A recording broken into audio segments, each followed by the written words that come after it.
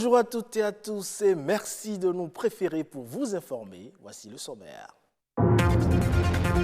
Aujourd'hui, 2 février, le monde entier célèbre la journée mondiale des zones humides. Une occasion pour sensibiliser le public sur le rôle vital que jouent ces zones pour l'atténuation des effets des changements climatiques. C'est une source inépuisable d'énergie renouvelable. Les panneaux solaires font désormais le bonheur de nombreux ménages à Cotonou et environ. Comment fonctionne-t-il? Plus de détails à suivre.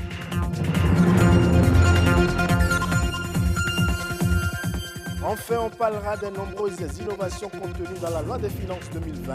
Elles ont pour but d'alléger la tâche aux contribuables. À découvrir les grandes lignes de cette loi de finances.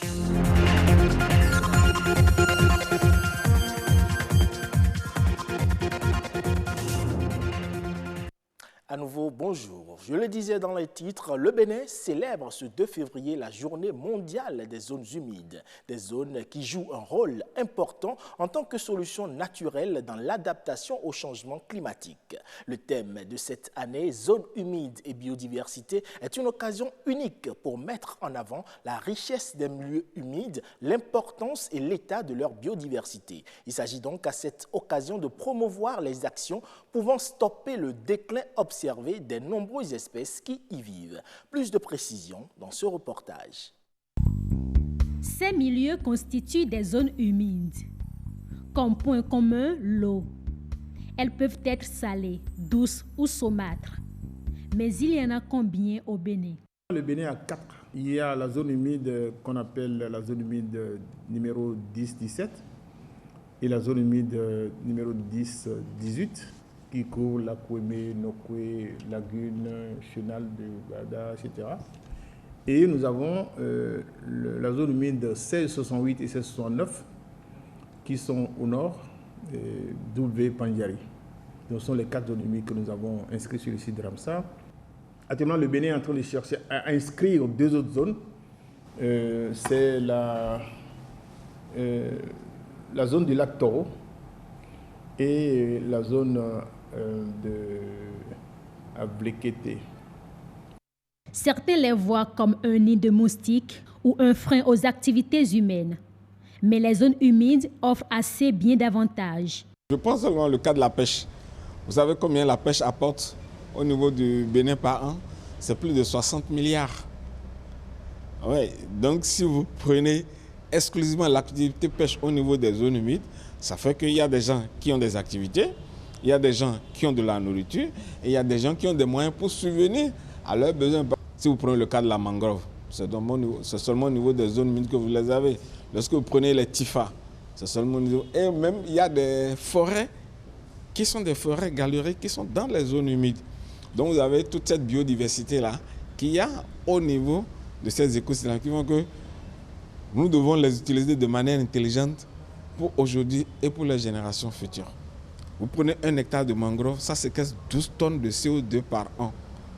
Or, si vous détruisez ça, ça veut dire que vous permettez la libération de cette quantité de CO2 dans la nature. Donc ça contribue aux effets du changement climatique. 1 549 393 hectares. C'est l'espace occupé au Bénin selon la Convention de Ramsar. L'aménagement des cours d'eau, les prélèvements d'eau et les activités agricoles sont entre autres menaces. Conscient du rôle de la biodiversité, l'Union internationale pour la conservation de la nature institue le 2 février Journée mondiale des zones humides. Protéger les zones humides vaut mieux que reconstruire.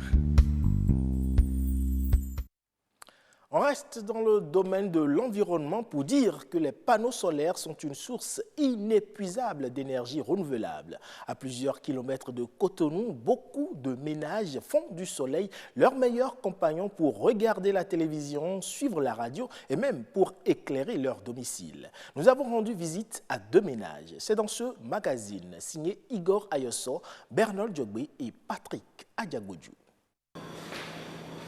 La lumière brille et le brasseur est en marche. Il est 18h30. Patrick nous conduit à la source de l'énergie électrique qui alimente son domicile. Au début, nous sommes allés avec 2 panneaux de 130 watts, après un panneau de 200 watts, Ensuite, un autre panneau de 200 watts. Et à la dernière phase, 4 panneaux de 150 watts. Ici, l'éclairage fonctionne du soir au petit matin, tant que les rayons du soleil entrent en contact avec ces panneaux solaires. À l'extérieur, le soir, nous avons 18 lampes qui sont allumées en permanence de 19h jusqu'à 6h ou bien 7h du matin. Vous avez une énergie très stable, sans fluctuation, non variante et une énergie propre. 1230 watts, c'est la capacité énergétique générée chaque jour par ce module de 8 panneaux solaires photovoltaïques pour un coût global d'environ 3 millions de francs CFA. L'énergie atterrit premièrement là, sur cet appareil, qui est le contrôleur de charge, qui charge ces équipements que nous appelons accumulateurs, les 4. Ici, vous avez l'inverseur, c'est cet appareil qui transforme l'énergie continue qui vient des panneaux en énergie alternative. C'est l'énergie que nous utilisons le soir pour alimenter la maison jusqu'au petit matin. D'un ménage à un autre, un Patrick peut en cacher un autre. Ici, l'énergie est également produite à partir du soleil. Les rayons solaires que reçoivent les panneaux sont stockés dans ces batteries de 200 ampères pour être utilisés. Les panneaux envoient l'énergie, ça passe par là pour aller sur les batteries. Et c'est ça qui donne en même temps le niveau de charge. C'est ça qui permet de savoir si les batteries sont en train de se vider, si les batteries sont pleines. C'est ça qui permet de le savoir. Ces panneaux solaires alimentent chez Patrick une dizaine d'ampoules et un poste téléviseur 24h/24, surtout pendant les vacances. J'ai un congélateur que je ne peux pas utiliser. À plein temps, on l'allume autour de 10 heures lorsque le soleil est vraiment ardent. Et déjà autour de 15 heures, 16 heures, on l'arrête. Et ça tient les choses au frais jusqu'au petit matin.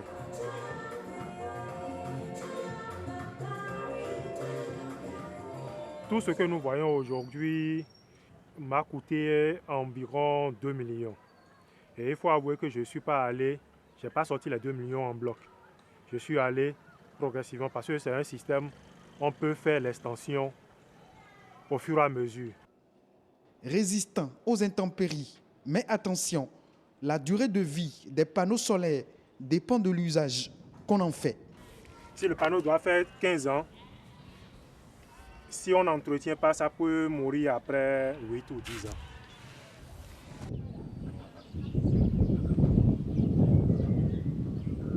L'entretien des panneaux solaires ne coûte rien.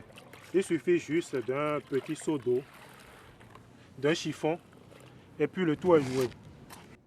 Un simple geste, mais précieux, pour que la lumière luise des années encore, tant que ces panneaux solaires bien entretenus convertissent les rayons du soleil en énergie électrique.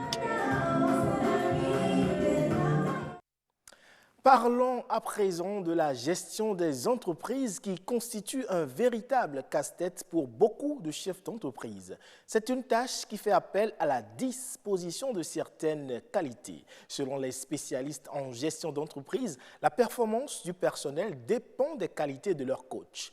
Comment donc gérer ses employés pour favoriser l'essor de son entreprise? Alex Balogun, consultant en gestion d'entreprise, nous éclaire au micro de Stanislas Linkman. Un leader, c'est quelqu'un qui doit être capable de gérer lui-même d'abord ses émotions, gérer d'abord son caractère, parce que tu diriges par exemple. Le leader doit pouvoir se gérer et maintenant, il sera facile pour lui de gérer aussi son personnel ou de gérer ses collaborateurs. Un chef d'entreprise, c'est une personne qui a une vision et qui met ses visions en objectif. Objectif à long terme et objectif à court terme. Qui communique à son personnel pour dire voilà là où nous allons. Si le chef d'entreprise ne voit pas loin, comment est-ce que les employés peuvent voir loin? Vous devez comprendre que les collaborateurs, pour qu'ils puissent donner leur meilleur, il faut des systèmes en place. Un, c'est d'abord les fiches de poste. Donnez à chaque personne ce que vous attendez de la personne. Le cahier de charge bien défini. J'attends de toi telle chose et telle chose de façon claire. La deuxième chose après la fiche de poste, aussi c'est un système d'évaluation mensuelle. Le personnel doit être évalué à la fin du mois. On doit savoir est-ce qu'il a atteint les objectifs. Est-ce qu'il a réalisé ce qu'on attend de lui? Si vous n'avez pas un système d'évaluation, vous allez mal gérer vos personnels. Parce que le système d'évaluation permet au personnel ou aux collaborateurs de savoir « j'ai mal travaillé, je n'ai pas bien travaillé ce mois, je n'ai pas eu la note qu'il faut ». Et une autre chose aussi, c'est que vous devez avoir une vision claire, une vision à long terme, une vision qui inspire les collaborateurs. Et il ne faut pas juste donner des ordres aux gens, donner des instructions. Toi, fais ça, toi, fais ça. Le chef d'entreprise aussi doit comprendre que le langage est capital. Il y a des choses qu'on ne peut pas dire. Il y a des choses qu'on veut dire aussi, qu'on doit savoir comment le dire.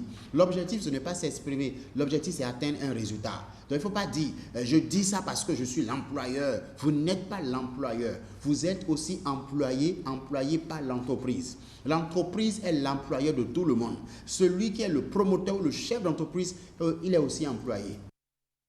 Et l'autre chose qui favorise le développement des petites et moyennes entreprises, c'est la loi des finances, désormais dotée de nombreuses innovations qui visent à alléger la tâche aux contribuables. Elle permettrait au Bénin de se conformer aux normes économiques exigées dans l'espace UEMOA. Dans ce reportage, Stanislas Lincmont nous font découvrir certaines mesures fiscales contenues dans la loi des finances 2020. La loi de finances 2020 a connu plusieurs réaménagements fiscaux par rapport à celle de 2019.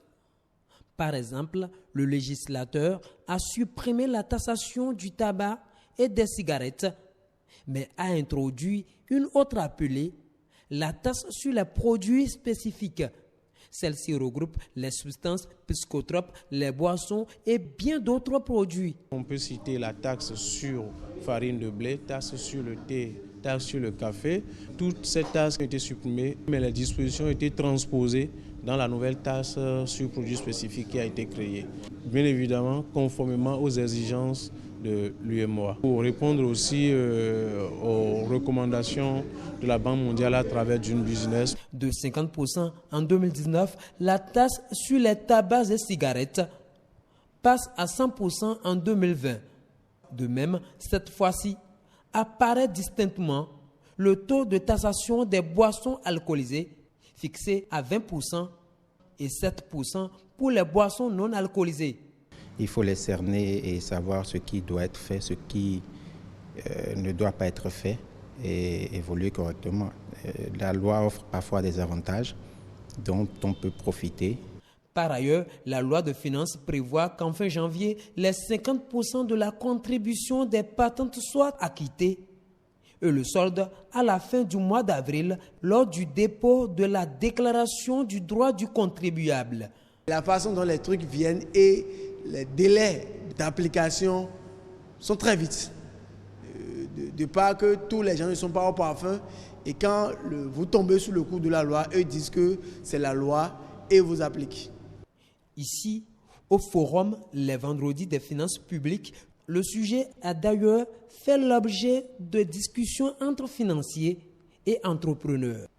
Pour les professionnels des finances, les promoteurs d'entreprises n'ont pas de raison de paniquer. Lorsque vous n'avez pas calculé la patente, vous ne saurez pas qu'il y a un droit fixe et un droit proportionnel.